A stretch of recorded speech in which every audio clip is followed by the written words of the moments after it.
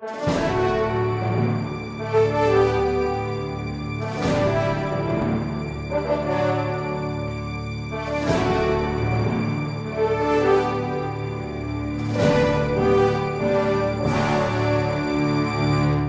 nome do Pai, e do Filho e do Espírito Santo. Amém. Inspirai, Senhor, as nossas ações e ajudai-nos a realizá-las, para que em vós comece e para vós termine tudo aquilo que fizermos por Cristo, Senhor nosso. Amém. Santa Maria, Mãe de Deus, rogai por nós. Em nome do Pai, e do Filho e do Espírito Santo. Amém. Muito bem, bem-vindos ao nosso programa ao vivo. E hoje nós iremos tratar de uma santa religiosa, embora não canonizada e nem sequer beatificada, ela é somente serva de Deus, o processo de beatificação está a caminho. É uma santa religiosa que não é muito conhecida.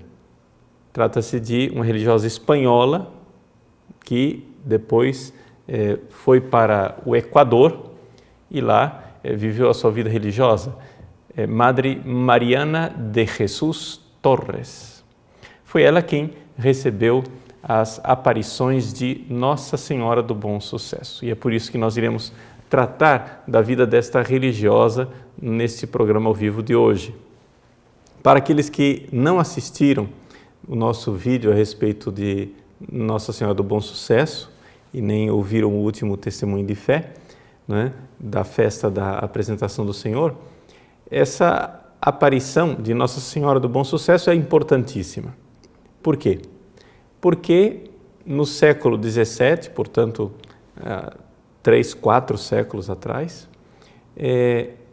Nossa Senhora apareceu e, para uma religiosa em Quito, no Equador, para dizer o que a Igreja iria padecer no século XX.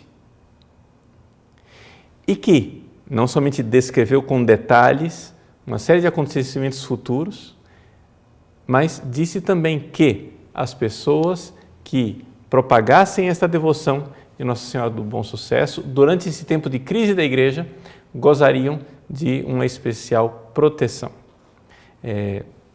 A aparição é extraordinária, ela tem uma série de realidades muito espantosas e, para exatamente corroborar o conteúdo dessas aparições, é que eu gostaria de falar a respeito da vida da serva de Deus, porque é evidente, nós sabemos muito bem que tudo o que é relatado numa aparição depende da credibilidade da pessoa que está relatando, se é uma charlatã, se é uma pessoa de má fé ou se é uma santa, as coisas mudam.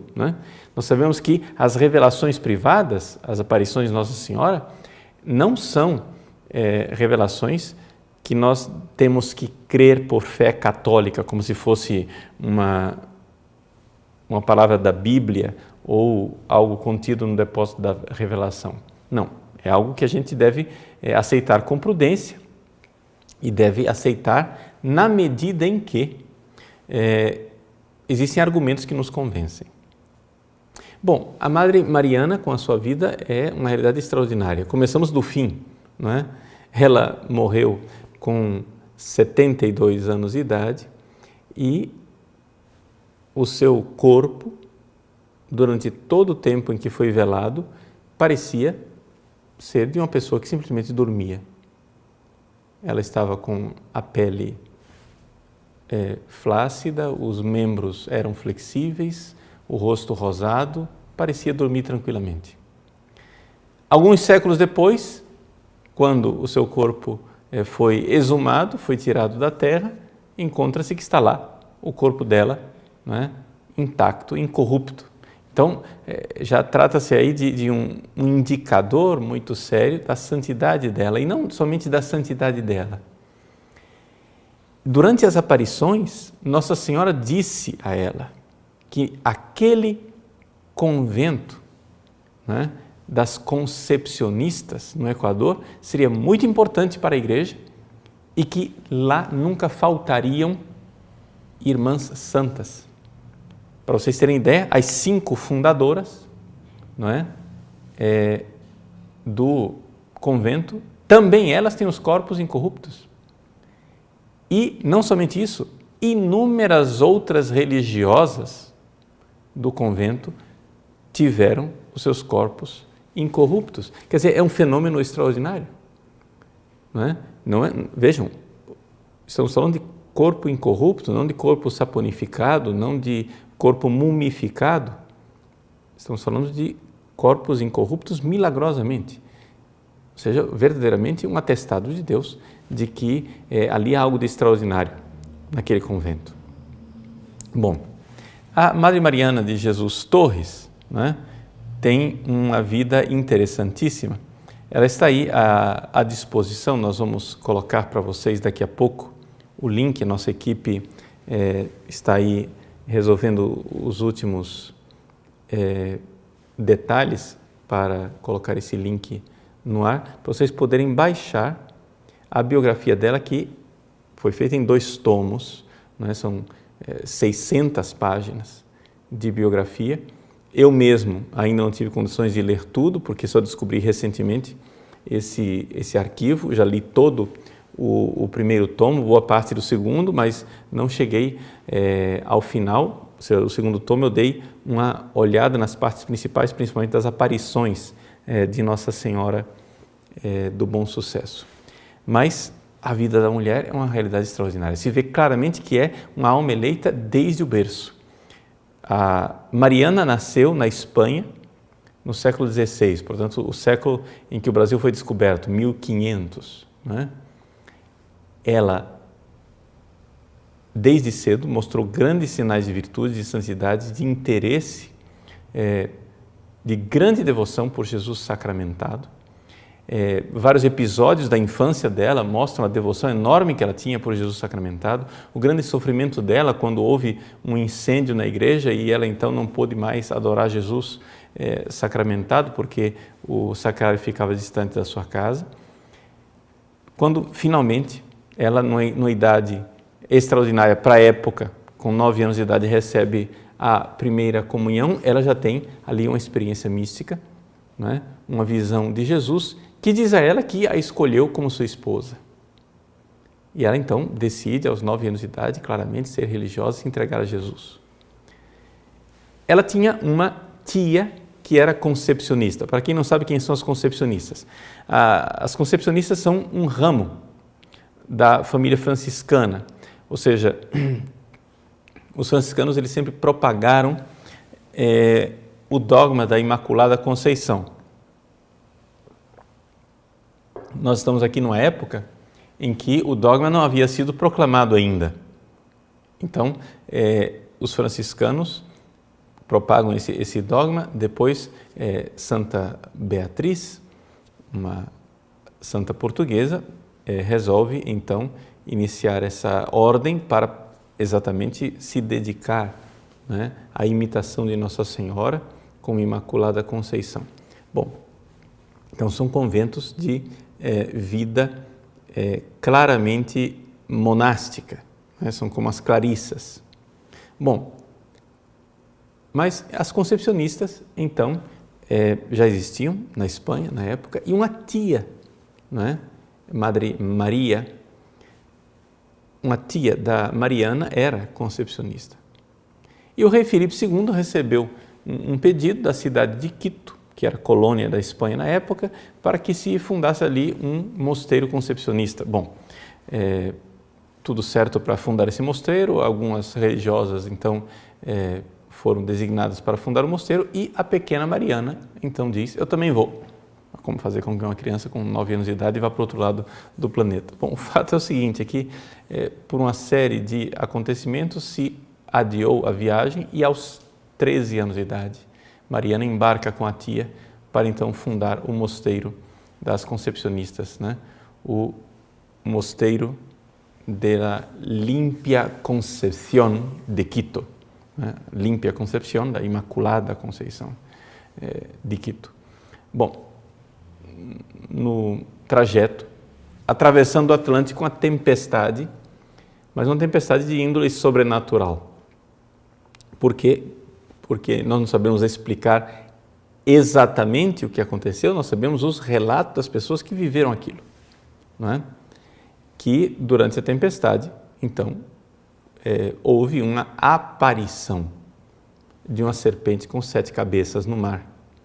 Então os marinheiros ficaram apavorados, viram que aquilo, né, que certamente o navio iria naufragar. Mariana desmaia e vê então Nossa Senhora que derrota a serpente. Quando passa milagrosamente a tempestade, os marinheiros todos ouvem uma voz, né, da serpente derrotada que diz: não permitirei esta fundação. Você vai dizer, mas padre, isso daí é filme de Hollywood, o senhor está acreditando em qualquer coisa? Bom, o que acontece é o seguinte, depois os milagres, né, e as previsões, as profecias foram tão fantásticas que isso é um atestado de credibilidade de tudo aquilo que essas mulheres relatam. Nós temos aqui o relato direto, né, feito pela própria Madre Mariana, foi anotada num famoso quadernon, e depois das anotações desse caderno, um frade português fez essa biografia que nós temos aí, que está aí à disposição no nosso site para você baixar o PDF, né? Está aí à disposição, 600 páginas, né, da vida de Madre Mariana. Então, é extraordinário. Por quê? Porque nós vemos que esse convento de Quito tem algo, né, nos desígnios de Deus para a igreja do século XX. Para a igreja do século XX. Porque ali há uma fidelidade garantida por Deus, ou seja, Deus garantiu que haveria sempre uma religiosa santa naquele convento e de que aquele convento seria uma espécie de para-raios para conter o castigo, né, de Deus que poderia vir sobre a humanidade. Quando Nossa Senhora do Bom Sucesso aparece, ela aparece tendo numa das mãos o báculo e na outra mão o menino Jesus. E ela tem o menino Jesus na mão esquerda exatamente para conter com o menino Jesus a ira divina. Se vocês virem as fotos de Nossa Senhora do Bom Sucesso, é importante recordar o seguinte, que a imagem do menino Jesus ela não é original, porque a imagem do menino Jesus, juntamente com o famoso quadernon das anotações de Madre Mariana, estão escondidas em alguma parede do convento, né? E também isso foi previsto pela Madre Mariana, que foi uma das perseguições, as religiosas querendo esconder esse tesouro, né, dos revolucionários que invadiam o convento. Uma das religiosas escondeu num lugar, mas logo em seguida essa religiosa morreu e hoje não se sabe mais onde que está escondido esse caderno com a imagem do menino Jesus. Portanto, a imagem do menino Jesus não é a original. A imagem original é a de Nossa Senhora. Bom, fechando esse parêntese. A Mariana, então, chega a Quito. Evidente, quando foi fundado o mosteiro, ela não tinha idade, né? Ela tinha somente 13 anos de idade, não podia ainda professar, não era ainda religiosa, mas entrou depois, logo em seguida, como noviça, e logo nos primeiros anos de vida religiosa, com 19 anos de idade, ela mostrou a sua grande virtude, né? De tal forma que, quando ela era irmã rodeira, ou seja, o contato das religiosas com o mundo lá fora era através de uma roda, né? E elas falavam ali pela roda, né? Não havia locutório, né? Qualquer contato era somente através da roda. Então, quando ela era irmã rodeira, várias vezes a população da cidade pôde ter contato com ela, conselhos, etc. E ela criou uma certa fama de santidade. Bom, com 19 anos de idade, essa menina, já com fama de santidade, tem uma visão de Jesus padecendo no Horto das Oliveiras e 3 espadas, com nessas espadas escrito heresia, blasfêmia e impureza. Ela pensa que trata-se de pecados dela e começa a pedir perdão. Nossa Senhora aparece e diz, não são pecados seus, são pecados do povo que irá viver no século XX. Você está disposta a padecer por essas pessoas do século XX? Pois bem, ela diz que sim, né? E as 3 espadas, então, são cravadas no seu coração. E ela morre clinicamente, é chamado médico, o médico constata a morte dela, começam a velar, a cidade inteira fica comovida com a morte da menina santa, e então, durante o velório, um frade que estava lá, entra em êxtase e vê uma coisa, o superior acha que ele está dormindo, manda ele embora, escorraça ele de volta para casa. Na verdade, ele estava vendo a irmã Mariana, a Soror Mariana, na época, sendo julgada diante de Deus. E diante de Deus apareceu ali a irmã Mariana, que é apresentada diante dela uma coroa celeste, a coroa da glória. E diz, Mariana, você pode escolher essa coroa ou então essa outra aqui. E uma coroa de espinhos com lírios, açucenas. Mariana, muito obediente, chega e diz, não quero escolher nada. Vós sois meu divino esposo, vós é quem deveis escolher por mim.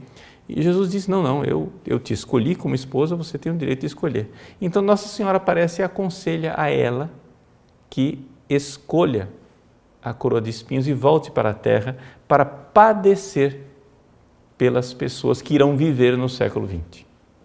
Vejam que vocação extraordinária, não é? Assim, não tem como a gente não acreditar, não é, que as coisas se passaram de fato assim, quando você vai ver o conteúdo daquilo que ela previu a respeito do século XX. Não é possível que essa menina, no século XVI e XVII, tivesse uma bola de cristal para saber o que vai acontecer no século XX. Não é? Então, ela volta e, de fato, começa a viver uma vida de sofrimento. Para vocês terem ideia, não é, da vida de sofrimento que ela viveu dentro do próprio convento, não é? Ela foi aprisionada no convento 4 vezes. Uma coisa um pouco fora da nossa ideia atual é que nos conventos antigos havia uma prisão para as religiosas indisciplinadas, né? Dentro dessa prisão, o próprio livro da vida descreve detalhadamente como que foi feita essa cela, essa prisão, esse cárcere do convento. Havia pinturas de Jesus, Maria, frases escritas na parede para levar a religiosa à conversão, não é? Levá-la à penitência se ela havia feito alguma coisa de errado. Bom, o fato é que ela é injustamente aprisionada 4 vezes. E numa das vezes em que ela foi aprisionada, Nossa Senhora aparece a ela também, Jesus aparece, e as madres fundadoras, as espanholas que foram juntas, né, também numa situação de grande injustiça, também foram aprisionadas, e elas também têm visões junto com a Madre Mariana. Então, trata-se de uma série de religiosas muito virtuosas, né? Santas, sem dúvida alguma, os corpos incorruptos atestam isso, né? Que viveram esses momentos de graça. Você vai perguntar, mas padre, mas por que essas pessoas, escolhidas por Deus, amadas por Deus, Deus as escolhe para sofrer assim? Não é? Bom, aqui nós temos que entender um pouco que se trata de almas eleitas, pessoas especiais, que foram escolhidas por Deus para, já aqui nessa terra, amá-lo de forma extraordinária. Agora, o que acontece? Para um coração humano poder amar Deus de forma extraordinária, não é? Você pode fazer penitências, como a Madre Mariana fazia penitências, não é? Ela fazia penitências extraordinárias. É importante lembrar o seguinte: quando você for ler a vida da Madre Mariana, você vai ficar, certamente, você que é do século XXI, vai ficar chocado com as penitências que ela fazia, não é? Mas você tem que lembrar o seguinte: são pessoas escolhidas por Deus para sofrer e se penitenciar como uma vocação especial, não é para todo mundo. Não se está colocando a vida da Madre Mariana para dizer, vejam, imitem ela em tudo, porque nós não seríamos capazes disso, de fazer tantas penitências como ela fazia. Também porque é sinal de que ela foi escolhida por Deus para fazer essas penitências duríssimas, porque o próprio Jesus deu a ela, não é, um cálice no qual ela bebeu algo que lhe restaurava a alma e lhe dava mais força. Ou seja, para a gente entender teologicamente o que se passa, ou seja, Deus deu essa vocação para que ela tivesse essa graça de se oferecer como vítima, como holocausto de amor, mas Deus deu ao mesmo tempo a graça, porque senão seria insuportável, seria esmagador, né? Que uma pessoa vivesse sofrimentos tão heróicos. Então, a Madre Mariana viveu um martírio assim extraordinário de longuíssimos anos na vida religiosa dela. Vejam, porém, o quanto isto está em perfeita sintonia com a mensagem de Nossa Senhora de Fátima. Existe um paralelo interessante entre Nossa Senhora do Bom Sucesso e Nossa Senhora de Fátima. As duas aparições, Nossa Senhora pede penitências por causa dos graves males do século XX, não é? E nas duas aparições, Nossa Senhora diz que no final o Imaculado Coração dela triunfará. Mas a Madre Mariana, que foi escolhida para viver de forma extraordinária essa vida de penitências, ela digamos assim, de forma clamorosa, aquilo que, por exemplo, os 3 pastorzinhos foram, não é? Que viveram também penitências proporcionadas à idade e à infância deles. Mas então, continuemos olhando a vida da Madre Mariana. Ela ressuscitou, não é? Voltou à vida, foi então perseguida dentro do próprio convento, perseguida por religiosas que não queriam viver a vida de penitência, que não queriam viver o rigor da regra franciscana, que não queriam se penitenciar. Ela foi perseguida, colocada na prisão 4 vezes, injustiçada inúmeras vezes, e todas as vezes, nas aparições, ficava bem claro, veja, você está sofrendo hoje a perseguição dessas religiosas infiéis em favor daquelas pessoas lá do século XX, porque haverá uma grande crise de fidelidade na igreja. E esse convento de Quito, diz Nossa Senhora, também padecerá no século XX, né? Esse tipo de perseguição. Bom, o fato é que essas religiosas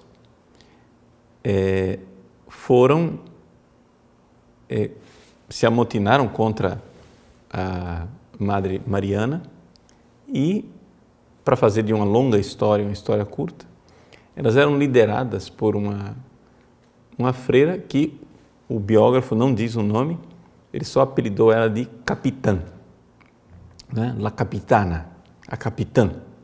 Então a capitã, ela começou a fazer uma revolta.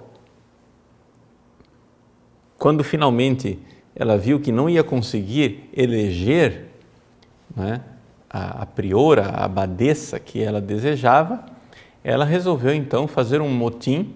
Então pegaram a cruz, as velas e iam sair em procissão, sair do claustro para ir lá protestar na frente da casa do bispo, né? Evidente que isso, conforme as regras, né, resultaria em excomunhão, a tentativa de violar a Santa Clausura. Madre Mariana faz de tudo para impedi-las, para dissuadi-las, etc. Mas eis que no momento em que elas estão saindo, uma imagem de Nossa Senhora, que tinha sido trazida, Nossa Senhora da Paz, tinha sido trazida da Espanha. Nossa Senhora, a imagem de Nossa Senhora, vira o rosto para as freiras amotinadas e começa a chorar. A imagem.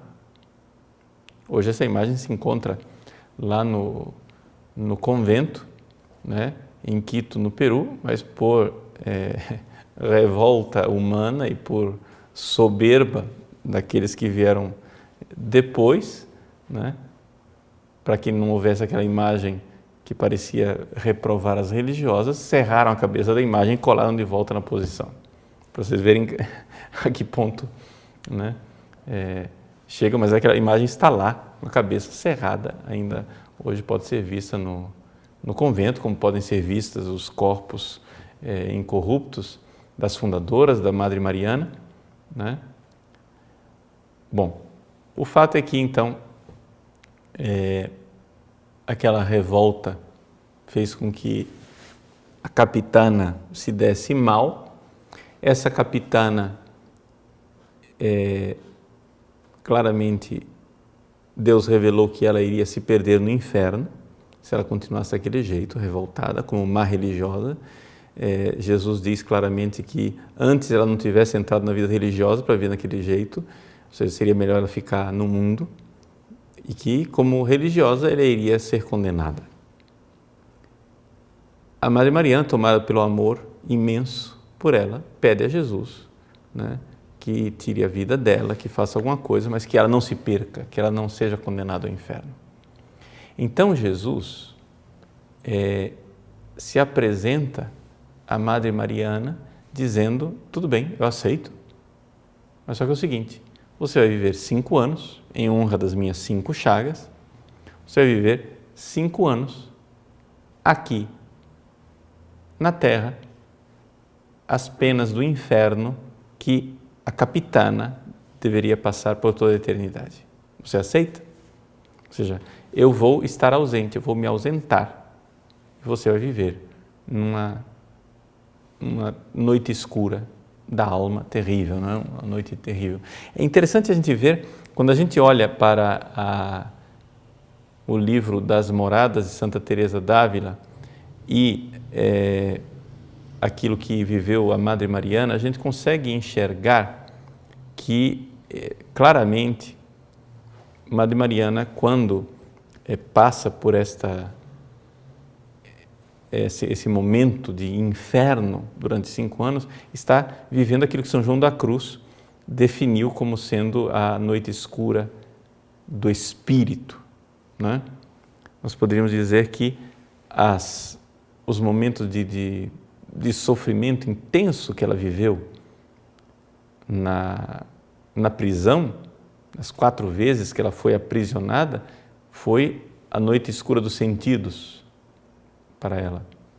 Mas a noite escura do espírito, agora ela passa nesse momento em que ela vive aqui na terra essa ausência de Cristo. Então, Jesus não apareceu mais para ela, Nossa Senhora não apareceu mais, o anjo da guarda não apareceu mais, até que finalmente a capitana, né, se converteu.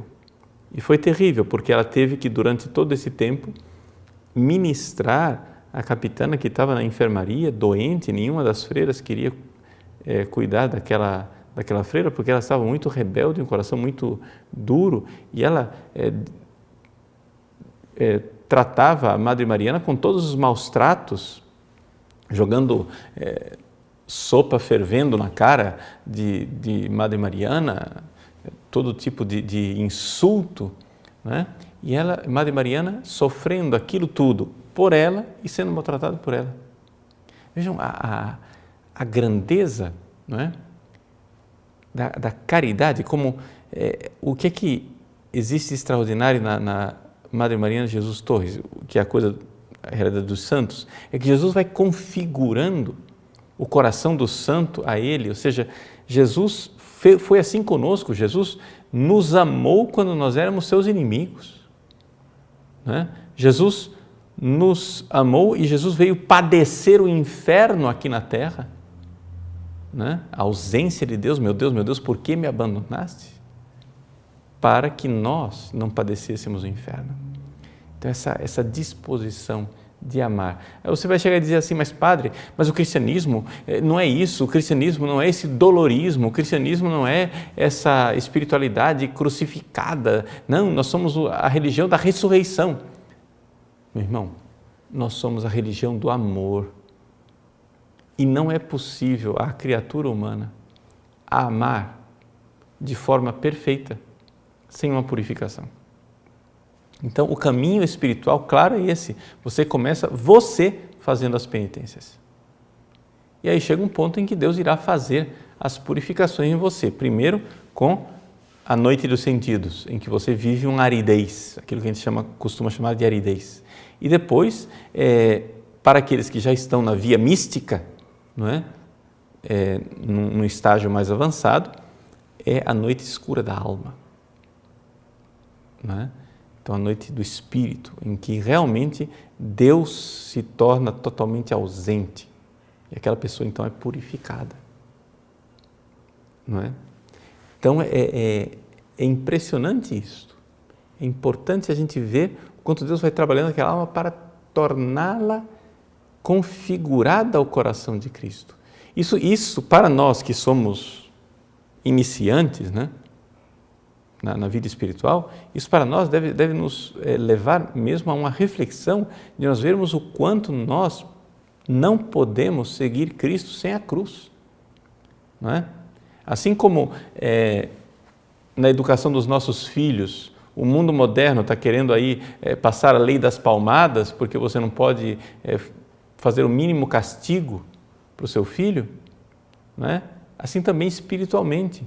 Antes da lei das palmadas ser aprovada no mundo civil, dentro da própria igreja, parece que há uns anos atrás nós passamos a nossa própria lei das palmadas, ou seja, os cristãos pararam de fazer penitência.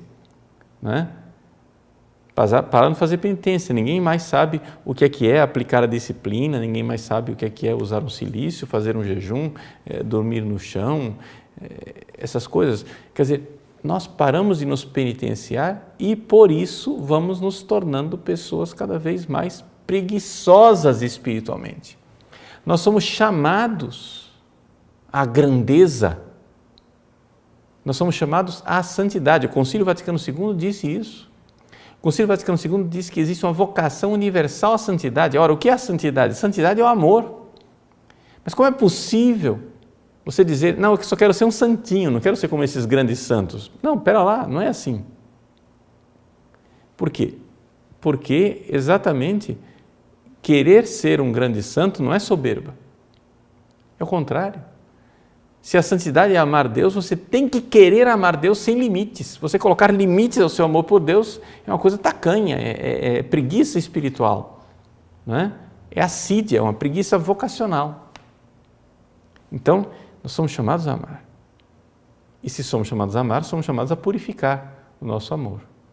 Então, esses exemplos, assim, talvez um pouco escandalosos para nós, como a Madre Mariana, né, nos recorda essa realidade.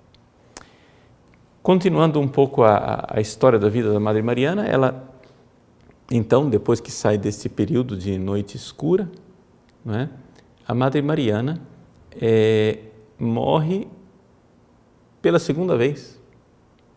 Não é? Ela, mais uma vez, rezando, viu a lâmpada do sacrário que se apagava. Novamente, ela interpretou que aquilo era pelos seus pecados. Primeiro ela tentou acender de novo a lâmpada, como uma coisa Nossa Senhora aparece e explica para ela. Não é nada disso. E dá para ela o significado da lâmpada que se apaga. Eu coloquei um trecho disto, né, no Testemunho de Fé do sábado passado. Eu publiquei um trecho dessas cinco significados da lâmpada que se apaga, mas está aí também no livro, né, que vocês poderão ver com mais detalhes, e aí as profecias extraordinárias a respeito do século XX. Né? Novamente, a Madre Mariana morre, dizem que ela está morta, o doutor vem lá, atesta a morte dela, não tem dúvida. Quando de repente as irmãs vão dormir, estavam lá velando o corpo dela, elas vão dormir, deixam ela sendo velada pelo Santíssimo Sacramento, né, por Jesus. Quando elas chegam de manhã, a Madre Mariana está lá no coro rezando, ressuscitada outra vez. Né? Quer dizer, coisas tão extraordinárias na vida dessa mulher, que nós vemos que realmente foi uma mulher escolhida, uma mulher que tinha uma vocação, né, extraordinária. E aqui, então, a grande mensagem, não é, para nós, da vida da Madre Mariana e da aparição de Nossa Senhora do Bom Sucesso.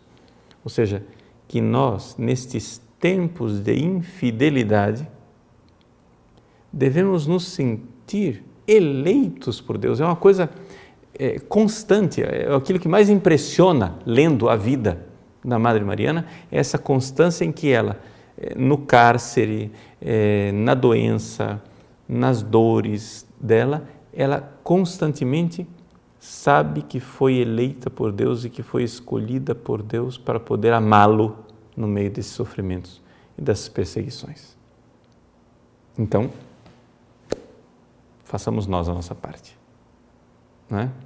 Sejamos nós também, né, generosos nessa realidade de sermos fiéis a Deus em primeiro lugar, depois de querermos amá-lo, se não com as penitências heróicas da Madre Mariana, mas pelo menos oferecendo a Deus as penitências do nosso dia a dia e acrescentando alguma coisa para que o nosso amor seja purificado, não é? Então, essa realidade da crise que a Igreja atravessa atualmente, sem dúvida alguma, só pode ser respondida, não é, por aquilo que sempre foi o método de Deus de tirar a Igreja das suas crises. Durante toda a história da Igreja, nós tivemos várias crises e o método de Deus de tirar a Igreja da crise sempre foi a santidade, sempre foi enviar grandes santos. Rezemos a Deus pedindo que Ele envie esses grandes santos, né? E nós sigamos os exemplos dos santos, queiramos ser santos, acolhamos este clarim, essa conclamação do Concílio Vaticano II, que na Constituição Lumen Gentium nos recorda, todos somos chamados à santidade, né? Para responder algumas perguntas de vocês, vamos fazer um pequeno intervalo e daqui a pouco a gente volta. Até já.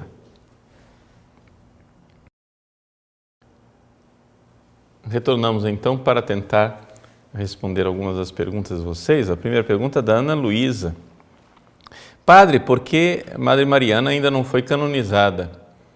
Bom, veja, Ana, é uma das coisas que ela mesma previu, ou seja, que na realidade a aparição ficaria como que esquecida e que ela só teria uma maior relevância no século XX. Uma das coisas que a gente nota é que ela descreve uma crise no século XX, mas que essa crise perdura ainda hoje, no século XXI, não é? Ou seja, ela não deu a data de quando é que a crise iria terminar. Ela só diz que a crise inicia no final do século XIX, né? E ela se torna aguda na metade do século XX. É claro que nós vemos que as coisas continuam, que nós estamos vivendo as consequências, não é, dessa crise ainda. Bom, durante o século XX, então ela diz que a aparição seria recordada. E agora nós estamos vendo a propagação, não é, da mensagem de Nossa Senhora do Bom Sucesso. Quando virá, né, a vitória que ela promete, aí nós não sabemos. Essa é a parte da profecia que ainda não se cumpriu, a vitória, né, de Nossa Senhora. E com a vitória de Nossa Senhora, haverá alguns eventos que vão se dar também, que é a canonização, né, da Madre Mariana, o caderno de anotações dela será reencontrado e a imagem do menino Jesus que foi escondida, né? Essas três coisas estão ligadas já ao evento do, digamos assim, do triunfo de Nossa Senhora. Pedro Abreu. Lendo os relatos das aparições, parece que Nossa Senhora se refere especialmente ao Equador. Por que isto? Veja, Pedro, certamente Deus tem ali as suas escolhas, Deus tem suas eleições, né? Eu vejo que, certamente para nós que vivemos na América do Sul, saber que Nossa Senhora escolhe, né, um país, o Equador, a cidade de Quito, e dá a ela uma vocação especial, isso sem dúvida alguma para nós deve ser um motivo de alegria. Nós sabemos que o Equador tem uma missão para nós, né, a nosso favor. Então, sem dúvida alguma, nos relatos há detalhes a respeito do país Equador. Por exemplo, Madre Mariana, que era espanhola, recebe a notícia de que o Equador vai se tornar independente, vai se tornar república. Ela fica triste. Jesus, para consolá-la, diz: não, mas haverá um presidente conforme o meu coração, não é?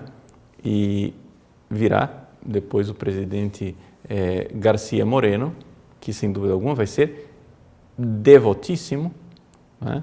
E vai ser perseguido, assassinado e morrer martirizado depois de ter consagrado o país ao coração de Jesus, conforme previu, né, Nosso Senhor, a Madre Mariana. Então, existe alguma coisa realmente ligada ao Equador, mas se refere também à Igreja do mundo inteiro.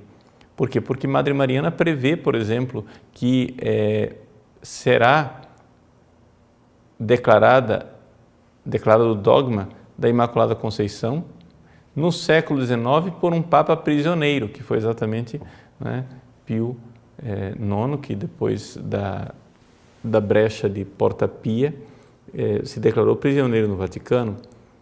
Ela fala também na infalibilidade papal, ela fala que depois de um banho de sangue será proclamado o dogma da Assunção. Banho de sangue, sem dúvida nenhuma, é a Segunda Guerra Mundial, né?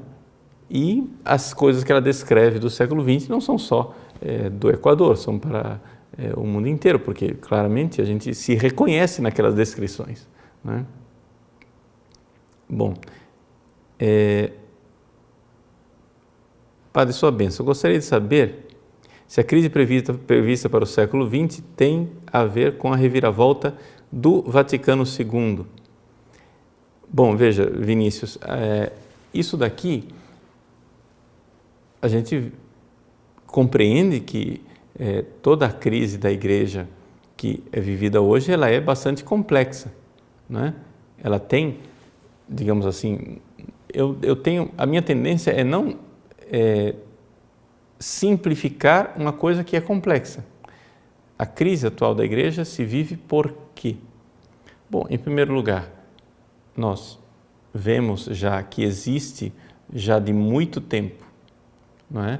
Uma crise revolucionária que vem caminhando ao longo dos séculos e que vinha sendo preparada e que foi deflagrada no final do século 60, da década de 60, e isso foi para o mundo, não é? Ou seja, a revolução sexual, a crise estudantil, o marxismo, etc. e tal, todas essas coisas, não é? Elas não aconteceram com o Vaticano II, elas já estavam aí. O que aconteceu, porém, de difícil é que, dentro do próprio Concílio Vaticano II, no evento Concílio Vaticano II, havia muitos bispos que estavam defendendo uma postura da Igreja de que a Igreja não precisaria mais se defender de heresias, de problemas, etc. E então, essa espiritualidade de abertura ao mundo moderno é que criou a dificuldade, ou seja, é como se dissesse assim, no momento em que os vírus vieram todos, a Igreja, não é, perdeu o sistema imunológico. Então, é evidente que aqui você vê que as coisas se coadunam. Nós precisamos melhorar um pouco o nosso sistema imunológico, né? Então, não é uma coisa do Vaticano II, enquanto documentos do concílio, mas se nós vivermos aquilo que o Papa Bento XVI propagava, que era pegar aquilo que é o legado do Vaticano II em sintonia com os 20 séculos de história da Igreja, as coisas ficam mais fáceis da gente entender. O Paulo Henrique pergunta quando é que Madre Mariana morreu definitivamente. Então, veja, Paulo Henrique, ela morreu pela terceira e última vez, no dia 16 de janeiro de 1636 ou 35, deixa eu conferir aqui a data, né? Mas foi 1630 alguma coisa, 35, isso mesmo, 1635. E ela mesma previu, né, a morte dela. Acho que foi até bastante oportuno para as irmãs que ela previsse a morte dela, porque uma mulher que já morreu 2 vezes, a gente tem até medo de enterrar, né? De enterrá-la viva, ainda mais com os sinais que ela tinha de flexibilidade do cadáver, etc. Mas ela anunciou para as irmãs claramente, não, agora, né, o meu lugar no céu está preparado. Gustavo Bryan, Padre Paulo, sua bênção. A Madre Mariana chega a falar do comunismo? Não, ela não fala do comunismo, mas fala da maçonaria, não é? Ela diz que muito daquilo que essas perversões que nós estamos vivendo, né, tem como raiz a maçonaria. Nós compreendemos qual é a minha avaliação disso tudo. A minha avaliação disso tudo é que provavelmente ela está falando não da maçonaria tal qual nós a conhecemos assim no público.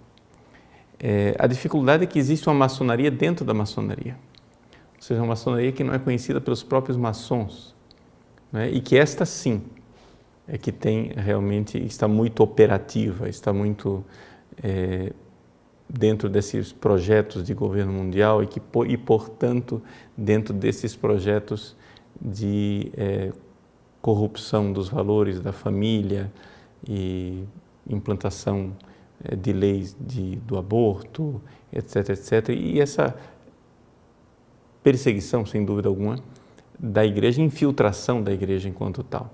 Então, não é bem a maçonaria comum da loja maçônica que está aí na esquina da sua cidade. Não é essa a maçonaria. Ou seja, é a maçonaria dentro da própria maçonaria, onde os maçons comuns não entram, só se forem,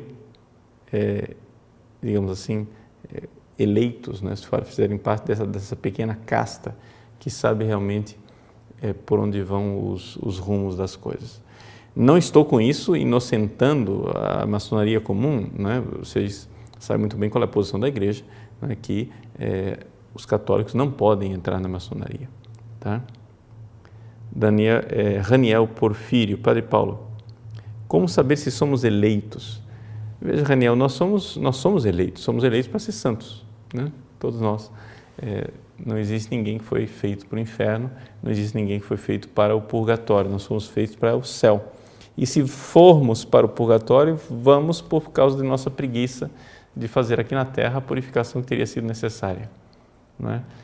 Então, sem dúvida. Agora, Deus escolhe pessoas para missões especiais. Isso a gente tem que admitir. Não é que não é todo mundo igual, esse igualitarismo não existe.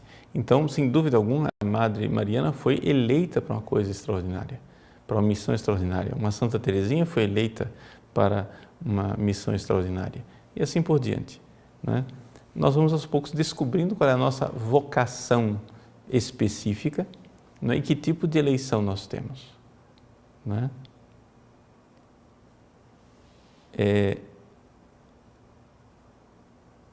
Padre Paulo, podemos fazer penitência na intenção de reparar o nosso próprio pecado? Qualquer penitência é bem-vinda? Ou o grau de penitência deve ser de acordo com o grau da falta? A pergunta é do Maurício.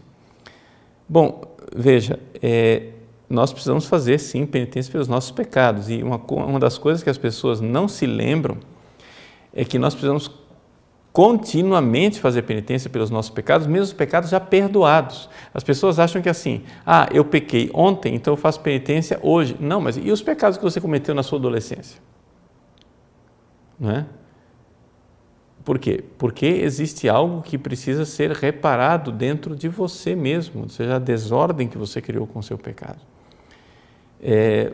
Você vai dizer, mas padre, Deus é misericórdia. Eu não tenho dúvida que Deus é misericórdia. O problema é que você não é misericórdia, né? Você não é amor.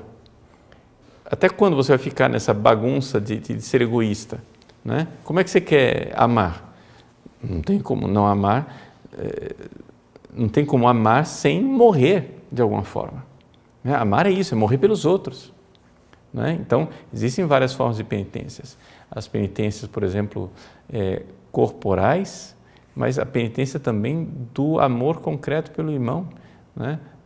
Uma paciência com o irmão, o serviço do irmão, tudo isso é penitência. Né? Várias perguntas aqui, pessoas perguntando que penitências nós podemos fazer. Bom, veja, se você tem um diretor espiritual, digamos assim, bom, seria bom se aconselhar com ele. Como? Infelizmente, a maior parte dos padres não foi treinada para isso, porque infelizmente hoje em dia no seminário não se treina mais as pessoas para aconselhar nesse campo da penitência. Existem algumas coisas que a gente precisa prestar atenção. Primeiro, não fazer uma penitência que prejudique a saúde. Você vai dizer, não, mas a Madre Mariana prejudicava a própria saúde. Sim, mas são santos especiais, escolhidos por Deus com uma vocação especial, não é? Não é para todo mundo isso, porque Deus deu a ela também, né, uma capacidade extraordinária de resistir a essas penitências. Por exemplo, não é?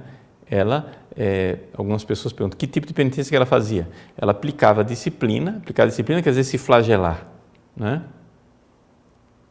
Com muita frequência e, inclusive, algumas dessas vezes, propositadamente, até sair sangue. É evidente que isso não é uma penitência comum, não é para nós isto. Né? Aí você precisa realmente de um discernimento espiritual muito claro. Então, se você... o normal das pessoas não é isso, ou seja, é possível aplicar a disciplina? Sim, é possível, sim. Né? Uma irmã carmelita que me aconselhou uma vez, ela diz assim, padre, olha, o senhor aplique a disciplina sem prejudicar a saúde, sem precisar deixar, digamos assim, marcas, etc., e evite aplicar a disciplina no tórax. Por quê? Porque se o senhor faz isso com muita frequência no tórax, às vezes o senhor tem uma compleição física, né? A sua disposição física não é muito resistente e termina prejudicando os pulmões. Então, com uma fina ironia e eufemismo, ela disse assim, Deus, quando nos fez uma parte do corpo própria para apanhar. Não é? Lembrando aqui, evidentemente, o que das nádegas, né? Ela não quis dizer essa palavra, no pudor dela, de carmelita, não quis dizer isso, mas para dizer assim, você vai dizer, mas padre, que coisa horrível, imagina uma pessoa, não estou falando de você se flagelar para sair sangue, não é isso, né? Eu estou falando que dar umas poucas chicotadas no seu traseiro até causar um certo ardor, aquela sensação de dor que causa uma certa raiva, né? Não é o fim da picada. Principalmente para as pessoas que são celibatárias, um certo grau de penitência é necessário, não é? E não se trata aqui de masoquismo, não se trata aqui de prejudicar a saúde, nada disso. Se trata simplesmente de se unir a Cristo crucificado e pedir a Ele que configure o nosso coração, o coração dele, para aprendermos a amar. É a escola do amor. É simplesmente isso. Agora, você é contra essas coisas? Então, tudo bem, você é contra essas coisas. Mas, você só vai me explicar uma coisa. Primeiro, como é possível que tantos santos, durante tantos séculos, tenham feito exatamente isso? Segunda coisa, que a igreja tenha aceitado isso durante tantos séculos.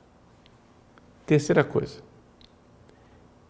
me explique concretamente qual é o seu projeto pessoal de se livrar do seu egoísmo para que você se disponha a morrer pelos outros. Quer dizer, você quer ser mártir, quer morrer pelos outros, mas tem medo de qualquer dor, né? Nós somos muito moles para a dor. Outro dia, eu fiz uma viagem, eu tive que andar de van, e na van, por causa da disposição do banco, né, começou a doer o nervo ciático, né, na minha perna direita, e aquilo foi um incômodo enorme. Eu fiquei me lembrando, né, da Madre Mariana e pensando assim, meu Deus, né, eu sou mole mesmo, né?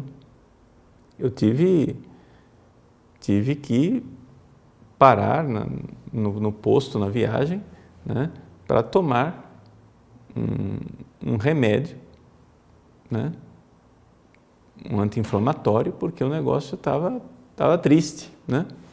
Eu fico pensando, mas como nós somos fracos, né? Então a pergunta é essa, como é que você quer dar a vida quando diante da mínima dor você já está pedindo água, né? Já está pedindo... nós precisamos ser um pouco mais, ter um pouco mais de fibra. Agora, isso não se cria do dia para a noite, né? Seja moderado, seja prudente, e um bom diretor espiritual acho que ajuda bastante. Tá? Então vamos encerrar aqui, porque tem ainda muitas perguntas, mas infelizmente não vai ser possível, né? Leiam a vida da Madre Mariana, vejam as profecias que estão aí de Nossa Senhora do Bom Sucesso, tenham grande devoção a Nossa Senhora do Bom Sucesso e peçamos a ela que, Rainha das Vitórias, venha trazer o bom sucesso para as nossas vidas, que é um dia chegarmos no céu. Está aqui um pedido de dar a bênção em latim. Então, vamos lá, né? Vamos rezar primeiro, pedindo a intercessão de Nossa Senhora. Ave Maria, gratia plena Dominus tecum, benedicta tui mulieribus et benedictus fructus ventris tui, Iesus. Sancta Maria Mater Dei, ora pro nobis peccatoribus nunc et in hora mortis nostre. Amen. Dominus vobiscum et cum spiritu tuo, benedicat vos omnipotens Deus, Pater et Filius et Spiritus Sanctus. Amém. Até a semana que vem, se Deus quiser. Deus abençoe.